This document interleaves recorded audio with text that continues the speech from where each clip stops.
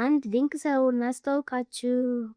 እሱም ጎበዝ ሙዚቀኛና የብዙ እውቅ ሙዚቀኞች መነሻ የሆነውን ክርስቲያን ግርማን ነው። ክርስቲያን ግርማ ተወልዶ ያደገው በኢትዮጵያ ውስጥ በክርስትና እምነት በታነጸ ቤተሰብ ውስጥ ነው። ገና ከልጅነቱ ጀምሮ ጊታር በመጫወትና በመዘመር እግዚአብሔርን ማገልገል ጀመረ። በኋላም ክርስቲያን ወደ ኬንያ የተጓዘ ቢሆንም ዓላማውና አገልግሎቱ ግን አልተቀየረም። በኬንያ በሚገኘው የኢትዮጵያውያን ቤተ ክርስቲያን ውስጥ አምልኮንና አገልግሎቱን በትጋት ከተለ። በዚያም በሕይወቱ ውስጥ ትልቅ ስፍራ ካለው ጃክ ኦዶንጎ ከተባለ ኬንያዊ ጋር ተዋወቀ። ጃክ ኦዶንጎ ክርስቲያንን ዲጂታል ሪኮርዲንግ ቴክኖሎጂን አሳየው። ክርስቲያን ይህንን እውቀት ለራሱ ብቻ ከማስቀረት ይልቅ በትውልድ ሀገሩ ያለውን የመዝሙር አገልግሎት ለማሳደግ ፈለገ።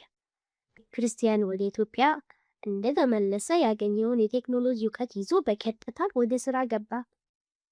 በኢትዮጵያ ቤተ ክርስቲያን የመጀመሪያ በሆነው በዘመናዊ የዲጂታል ድምፅ ቅጂ ዘዴ የዘማሪት ሊሊ ጥላሁንን ቁጥር 2 አልበም አዘጋጀ። ይህ አልበም በጥራቱና በዘመናዊነቱ በመላው ኢትዮጵያ ታላቅ አድናቆትንና መነቃቃትን ፈጠረ። ራዕዩን ይበልጥ ለማስፋት ክርስቲያን መልቲሚዲያ ወይም ሲኤምኤ የተሰኘውን ዘመናዊ ስቱዲዮ አቋቋመ። ሲኤምኤ ስቱዲዮን የተለያዩ ሙዚቀኞች መጥተው የሚያበረክቱበት፣ ሀሳብ የሚለዋወጡበትና አብረው የሚያደርጉበት የትብብር ማዕከል አደረገው። የክርስቲያን ትልቁ አሻራ በራሱ ስኬታማ መሆኑ ብቻ አይደለም፣ ይልቁንም በክርስቲያን መልቲሚዲያ ሲኤምኤን በኩል ለሌሎች የከፈተው የእድል በር ነው።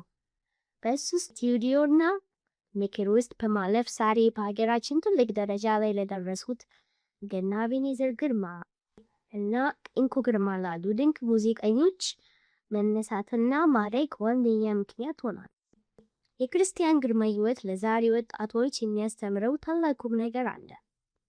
ባለን አቅም በታማኝነት ማገልገል፣ አዳዲስ ቴክኖሎጂዎችንና እውቀቶችን ተምሮ ሀገርን መጥቀም እና ከራስ አልፎ ለሌሎች መነሳት ምክንያት መሆን መቻልን ነው።